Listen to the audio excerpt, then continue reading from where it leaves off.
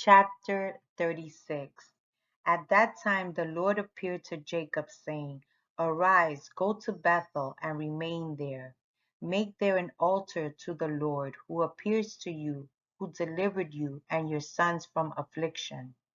And Jacob rose up with his sons, and all belonging to him. They went and came to Bethel according to the word of the Lord.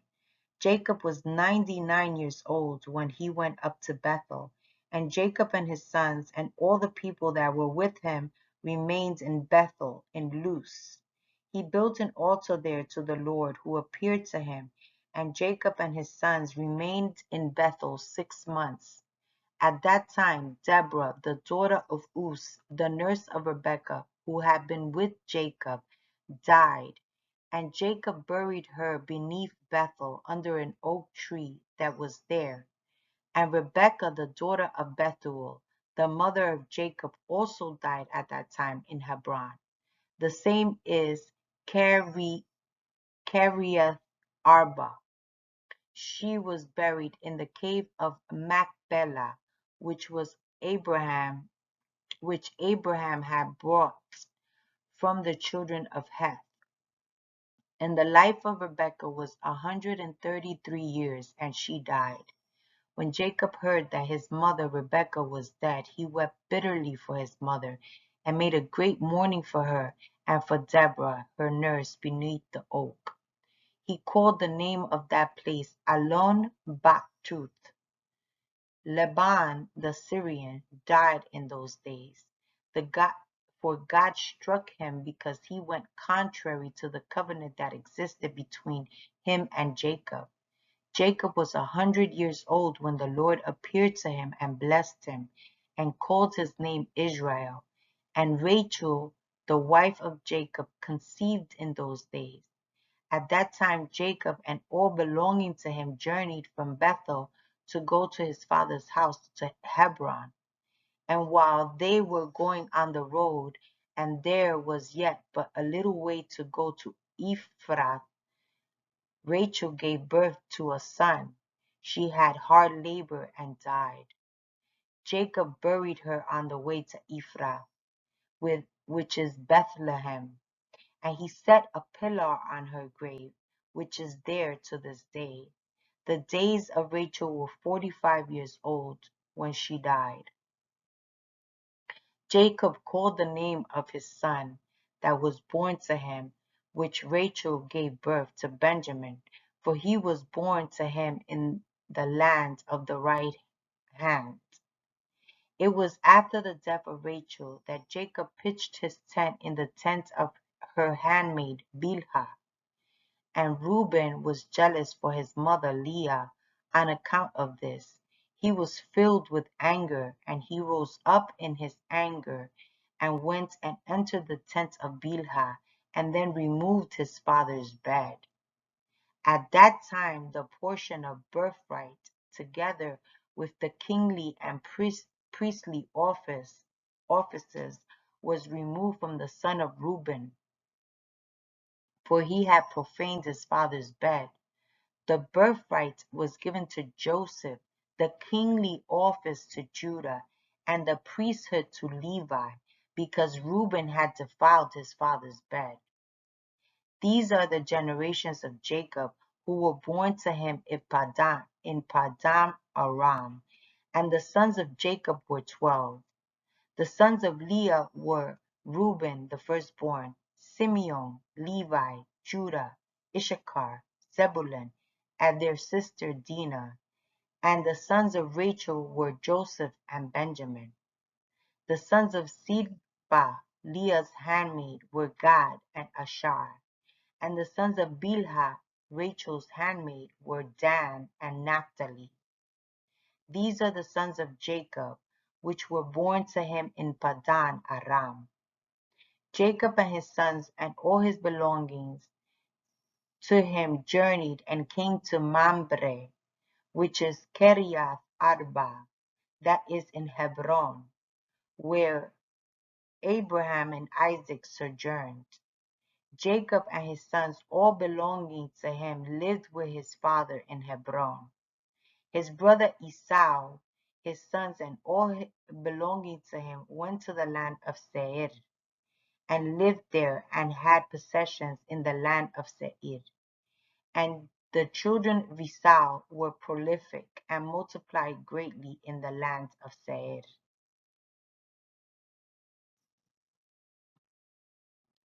In the 105th year of the life of Jacob, that is the 9th year of Jacob's dwelling with his children in the land of Canaan, he came from Padan Aram. In those days Jacob journeyed with his children from Haran. They went and returned to the city of Shechem, they and all belonging to them, and they lived there, for the children of Jacob obtained good and fattening pasture land for their cattle in the city of Shechem. The city of Shechem having been rebuilt, there were in it about 300 men and women. Jacob and his children and all belonging to him lived in the part of the field which Jacob had bought from Hamor the father of Shechem, when he came from Padan Aram, before Simeon and Levi had smitten the city. And all those kings of Canaanites and Amorites that surrounded the city of Shechem heard that the sons of Jacob had again come to Shechem and lived there. They said, "Shall the sons of Jacob the Hebrew again come to the city and dwell therein?" After that they had smitten its inhabitants and driven them out, shall they now return and also drive out those who are dwelling in the city, or kill them? And all the kings of Canaan again assembled, and they came together to make war with Jacob and his sons.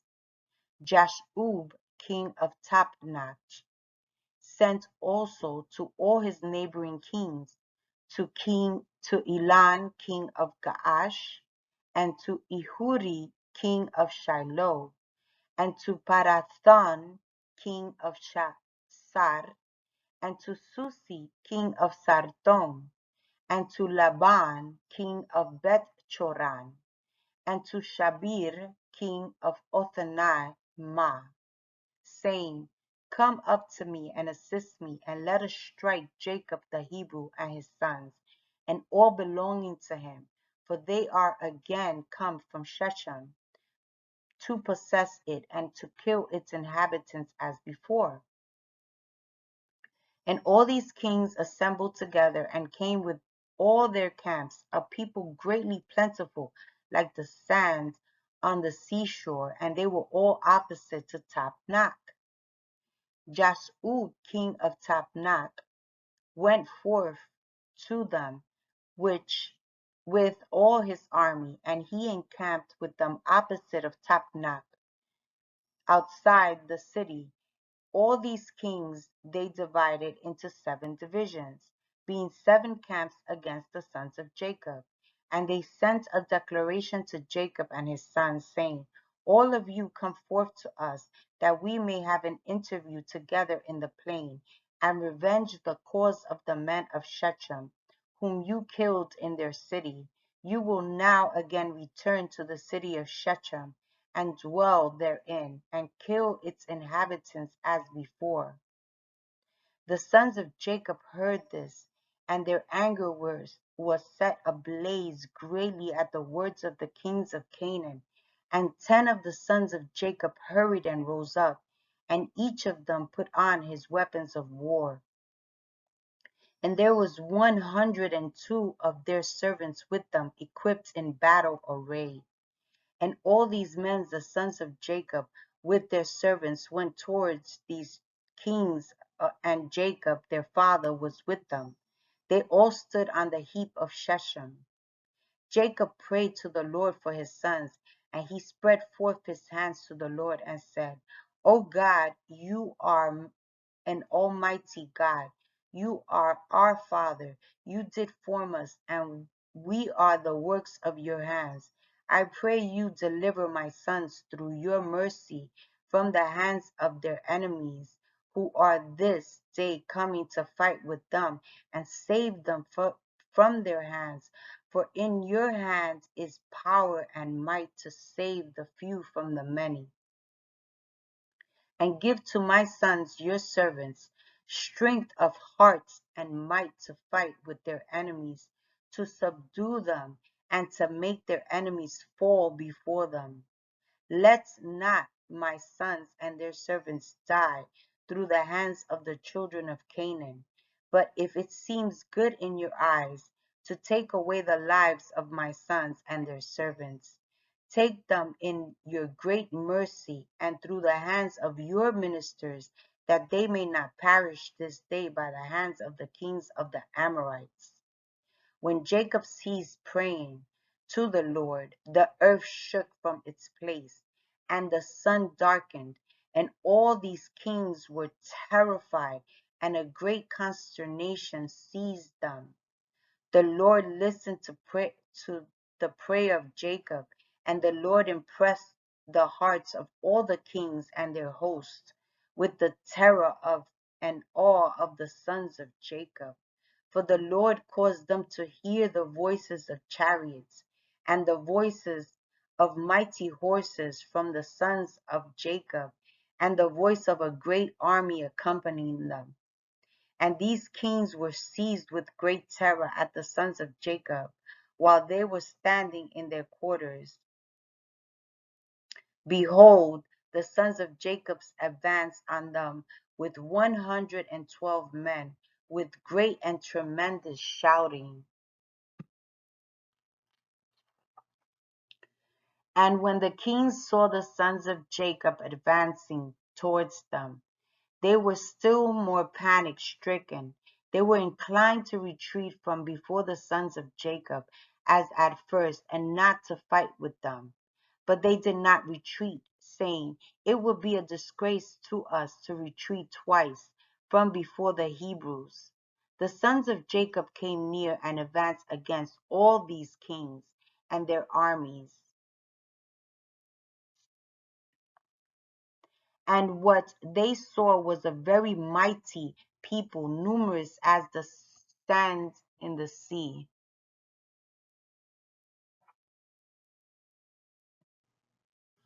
And the sons of Jacob called to the Lord and said, help us, O Lord, help us and answer us, for we trust in you, and let us not die by the hands of these uncircumcised men, who this day have come against us. The sons of Jacob put on their weapons of war, and they took in their hands each man his shield and his javelin, and they approached to do battle. And Judah, the sons of Jacob, ran first before his brothers, and 10 of his servants with him, and he went towards these kings. Jashub, king of Tapnach, also came forth first with his army before Judah, and Judah saw Jashub and his army coming toward him, and Judah's wrath was set ablaze. His anger burned within him, and he approached to fight, in which Judah ventured his life. Jashub and all his army were advancing towards Judah, and he was riding on a very strong and powerful horse. Jashub was a very valiant man, and covered with iron and brass from head to toe. And while he was on the horse, he shot arrows with both hands from before and behind, as was his manner in all his battles. He never missed the place to which he aimed his arrows. When Jashub came to fight with Judah and was darting many arrows against Judah, the Lord bound the hand of Jashub, and all the arrows that he shot rebounded on his own men. And in spite of this, Jashub kept advancing toward Judah to challenge him with the arrows, but the distance between them was about 30 cubits. When Judah saw Jashub darting forth his arrows against him, he ran to him with his wrath excited strength. Judah took up a large stone from the ground. Its weight was 60 shekels. And Judah ran toward Jashub, and with the stone struck him on his shield, so that Jashub was stunned with the blow and fell off his horse to the ground. The shield burst asunder out of the hand of Jashub, and through the force of the blow sprang to the distance of about 15 cubits, and the shield fell before the second camp. The kings that came with Jashub saw at a distance the strength of Judah, the son of Jacob, and what he had done to Jashub. They were terribly afraid of Judah, and they assembled near Jashub's camp, seeing his confusion. And Judah drew his sword and struck 42 men of the camp of Jashub, and the whole of Jashub's camp fled before Judah. No man stood against him, and they left Jashub and fled from him. And, and Jashub was still prostrate on the ground. Jashub, seeing that all the men of his camp had fled from him, hurried and rose up with terror against Judah and stood on his legs opposite Judah. And Jashub had a single combat with Judah, placing shield toward shield. And Jashub's men all fled, for they were greatly afraid of Judah. Jashub took his spear in his hand to strike Judah on his head. But Judah had quickly placed his shield to his head against Jashub's spear, so that the shield of Judah received the blow, for Jashub's spear and the shield were split in two. And when Judah saw that his shield was split, he hastily drew his sword and struck Jashub at his ankles and cut off his feet, so that Jashub fell on the ground, and the spear fell from his hands. Judah hastily picked up Jashub's spear, with which he severed his head, and cast it next to his feet. When the sons of Jacob saw what Judah had done to Jashub, they all ran into the ranks of the other kings, and the sons of Jacob fought with the armies of Jashub and the armies of all the kings that were there. The sons of Jacob caused 15,000 of their men to fall, and they struck them as if smiting at gourds, and the rest fled for their lives. Judah was still standing by the body of Jashub, and stripped Jashub of his coat of mail. Judah also took off the iron and the brass that were around Jashub, and then nine men of the captains of Jashub came along to fight against Judah. Judah hurried and took up a stone from the ground, and with it struck one of them on the head. His skull was fractured, and the body also fell from the horse to the ground. And the 8 captains that remained, seeing the strength of Judah, were greatly afraid, and they fled. Judah with his 10 men pursued them, and they overtook them and killed them. The sons of Jacob were still smiting the armies of the kings, and they killed many of them. But those kings daringly kept their stand with their captains and did not retreat from their places. They shouted against those of their armies that fled from before the sons of Jacob, but none would listen to them, for they were afraid for their lives, that they should die. And all the sons of Jacob, after having smitten the armies of the kings, returned and came before Judah. Judah was still slaying the 8 captains of Jashub and stripping off their garments. And Levi saw Elon, king of Gaash, advancing towards him with 14 captains to strike him. But Levi did not know if it's for certain. Elon with his captains approached nearer, and Levi looked back and saw that the battle was coming to him from the rear.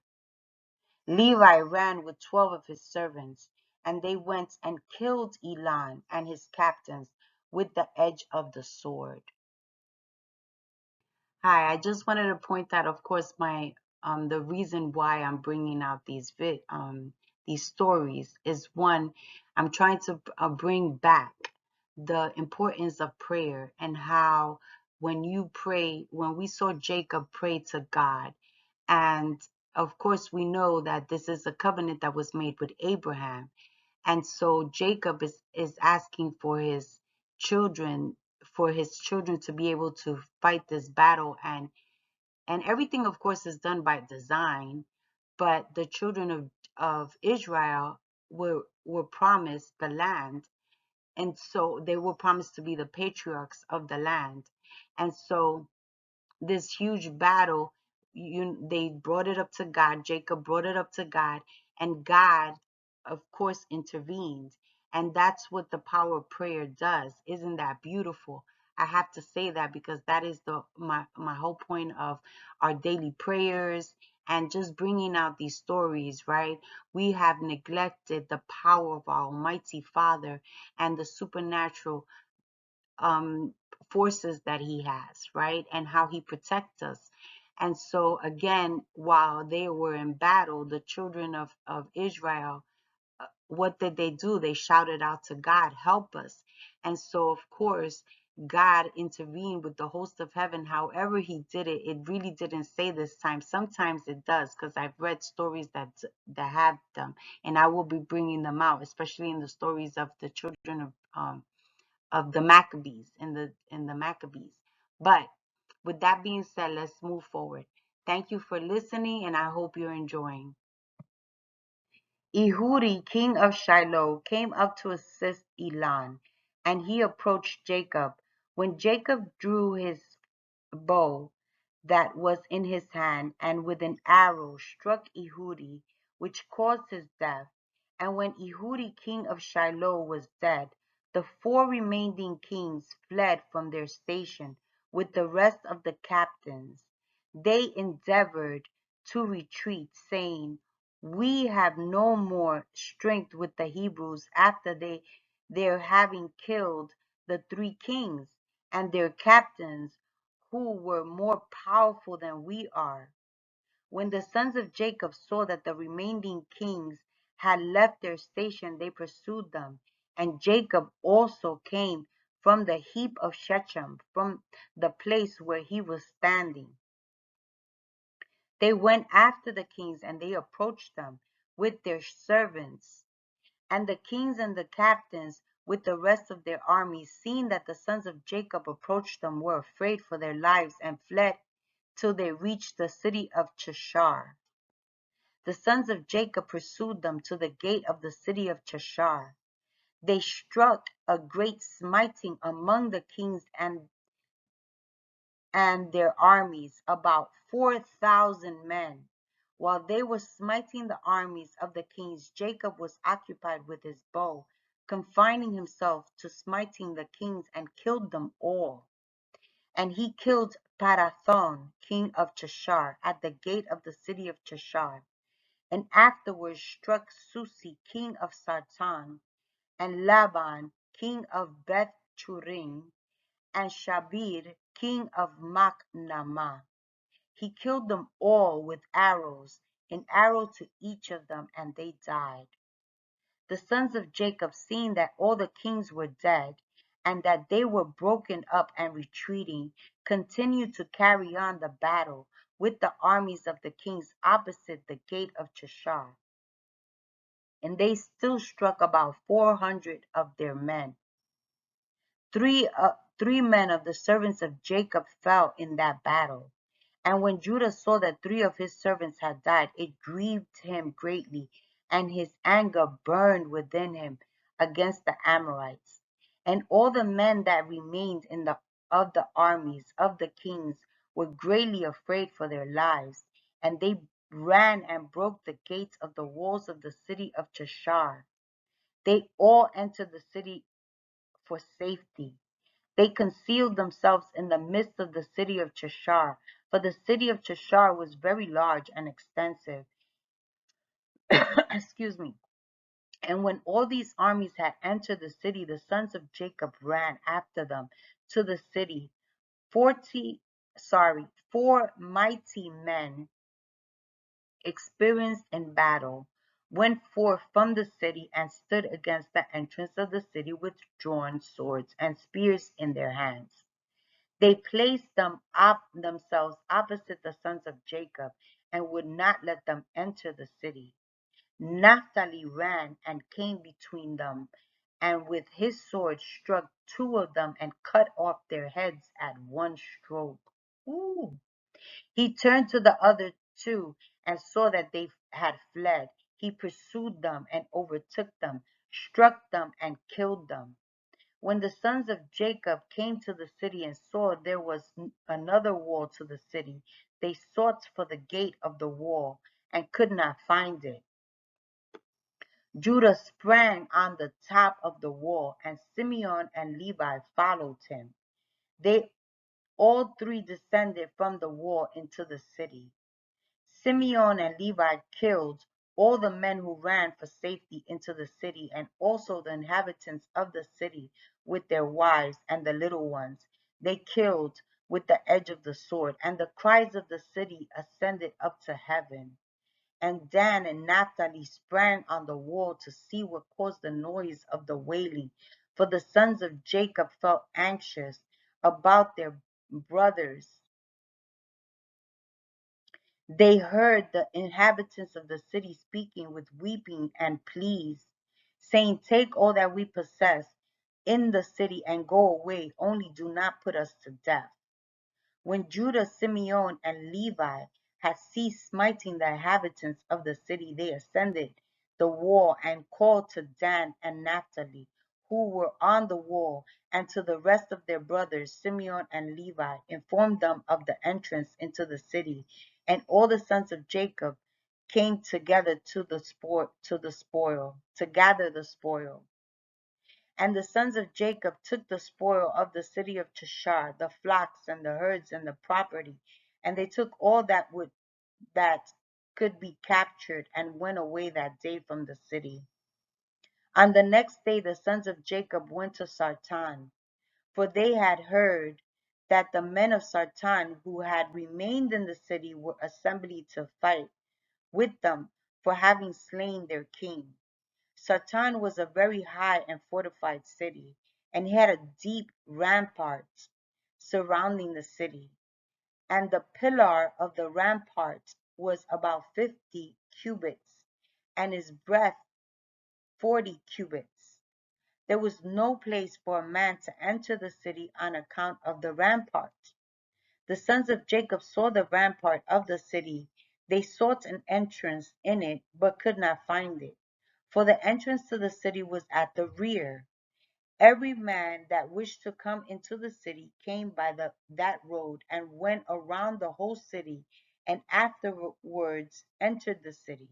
The sons of Jacob, seeing they could not find the way into the city, their anger was set ablaze greatly. And the inhabitants of the city, seeing that the sons of Jacob were coming to them, were greatly afraid of them, for they had heard of their strength and what they had done to Cheshire. And the inhabitants of the city of Sartan could not go out toward the sons of Jacob after having assembled in the city to fight against them, that they might hereby not get into the city. But when they saw that they were coming towards them, they were greatly afraid of them, for they had heard of their strength and what they had done to Cheshire. So the inhabitants of Sartan speedily took away the bridge of the road of the city for its place before the sons of Jacob came, and they brought it into the city.